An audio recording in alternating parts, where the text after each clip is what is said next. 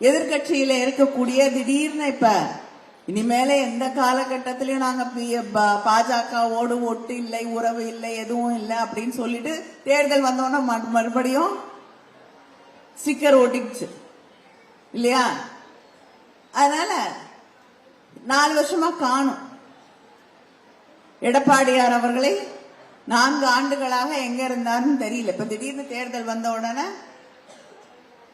அந்த பஸ்ஸுக்கு கூட நம்முடைய முதலமைச்சர் அவர்கள் ஒரு பெயர் வைத்திருக்கிறார். என்ன பேரு?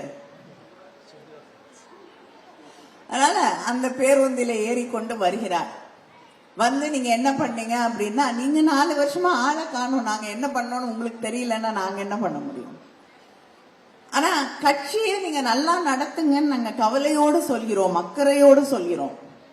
உங்க கட்சி அலுவலகத்தை டெல்லிக்கு மாத்திட்டீங்களே, கவலையோடு சொல்கிறோம். அதுக்கு அவர் இன்னைக்கு பதில் சொல்லியிருக்காரு. எனக்கு அங்கதான் இருக்கு, நீங்க வந்து பாருங்கன்னு. எனக்கு கட்டடம் அங்கதான் இருக்கு, தெளிவா தெரியும். கட்டடத்தையுமா டெல்லிக்கு எடுத்துட்டு போக முடியும்? முடிஞ்சா எடுத்துட்டு போயிருவீங்க பிரிச்சு. ஆனால் அலுவலகம் செயல்படுவது, கட்டளைகள் பிறப்பது டெல்லியில் இருந்து என்பதை நீங்களும் மறுக்க முடியாது, நம்மளும் பார்த்துட்டு தான் இருக்கோம். நீங்க என்னதான் கர்ச்சீஃப் வச்சு முகத்தை மறைச்சு தொடச்சிக்கிட்டு வெளியில வந்தாலும் நீங்கள் என்று தெளிவா தெரியுது, பட்டவர்த்தனமாக தெரிகிறது. உங்களுக்கே அவமானமா இருக்கு. அலுவலகம் உண்மையாகவே அதிகாரம், அலுவலகம் இருக்கு, கட்டடம் இருக்கு, ஆனால் அலுவலகத்தின் அதிகாரம் டெல்லியின் கையிலே கொடுக்கப்பட்டிருக்கிறது. அதுதான் உண்மை.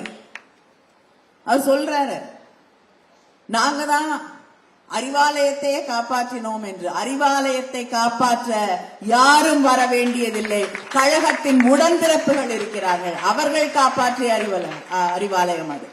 அது மட்டும் இல்ல, திரு கபில் சிபல் அவர்களிடம் கேட்டு பாருங்கள், வழக்காடிய வழக்கறிஞர் அவர்.